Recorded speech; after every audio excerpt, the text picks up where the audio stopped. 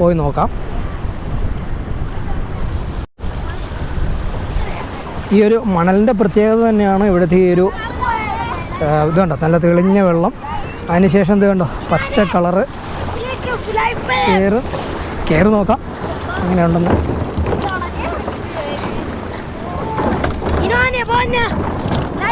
നല്ല അടിപൊളി. ഇത് ഈ വെള്ളം വേവ് തട്ടുന്ന കറക്റ്റ് അറിയാൻ പറ്റുന്നില്ല.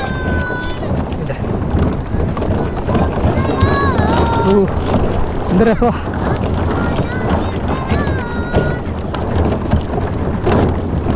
ഈ വേവ് അടിക്കുന്ന ശരിക്കറിയാം. പിള്ളേരൊക്കെ ഓടിക്കളിച്ച് നല്ല മറിഞ്ഞ് കുത്തി മറിഞ്ഞാണ് നിൽക്കുന്നത്.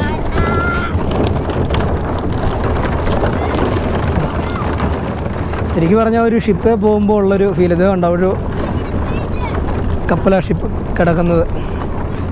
ഓയിൽ കൊണ്ടുവരുന്ന ടാങ്കത്താണെന്ന് തോന്നുന്നു. അപ്പോൾ ഇവിടെ ആണ് മീനൊക്കെ വരുന്നതും.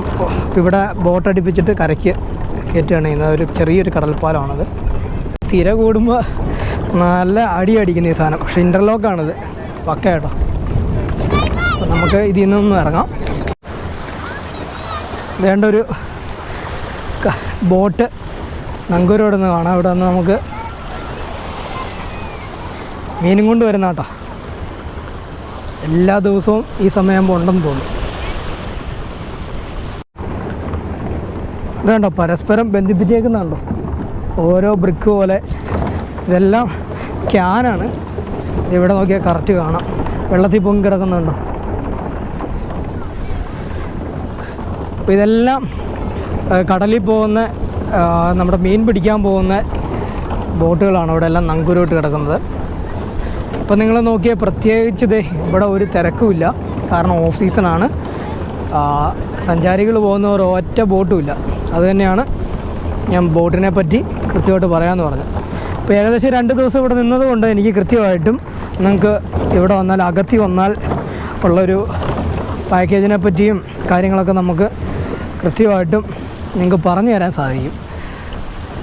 കാരണം ഒരുപാട് പേര് ഈ എൻ്റെ റൂം ഒരു അപ്പാർട്ട്മെൻറ്റാണ്. അതിനകത്ത് തന്നെ ഒരു 2 റൂം അപ്പുറം ഒരു ഫാമിലി തന്നെ വന്നിട്ടുണ്ട്. അവരും ഇതുപോലെ ഓഫ് സീസണിൽ ഒരുപാട് പ്രതീക്ഷിച്ചിട്ടാണ് ഈ അകത്തിയിലേക്ക് വന്നത്. വന്നു കഴിഞ്ഞപ്പോൾ രസം എന്താണെന്ന് വെച്ചാൽ പകുതി സ്ഥലത്ത് പോകാൻ പറ്റില്ല. അപ്പോൾ അതിനെപ്പറ്റിയൊക്കെ ഒരു ദിവസം അവിടെ നിന്ന് കഴിയുമ്പോൾ ഇതിനെപ്പറ്റി നല്ലൊരു ഐഡിയ കിട്ടും. അപ്പോൾ അത് വെച്ചിട്ട് ഞാൻ കൃത്യമായിട്ടൊരു ഗൈഡ് ലൈൻ നിങ്ങൾക്ക് പറഞ്ഞു തരാം കേട്ടോ. അപ്പോൾ നമുക്ക് ഈ ഒരു നൈസ് ഒരു എക്സ്പീരിയൻസിൽ നിന്ന് നമുക്ക് ഇവിടെ വാങ്ങാം. ഇനിയും വണ്ടി കയറിയിരിക്കുന്നത് കൊണ്ട് അടുത്ത സ്ഥലത്തേക്ക് പോവാണ്. അപ്പോൾ ഇന്നലെ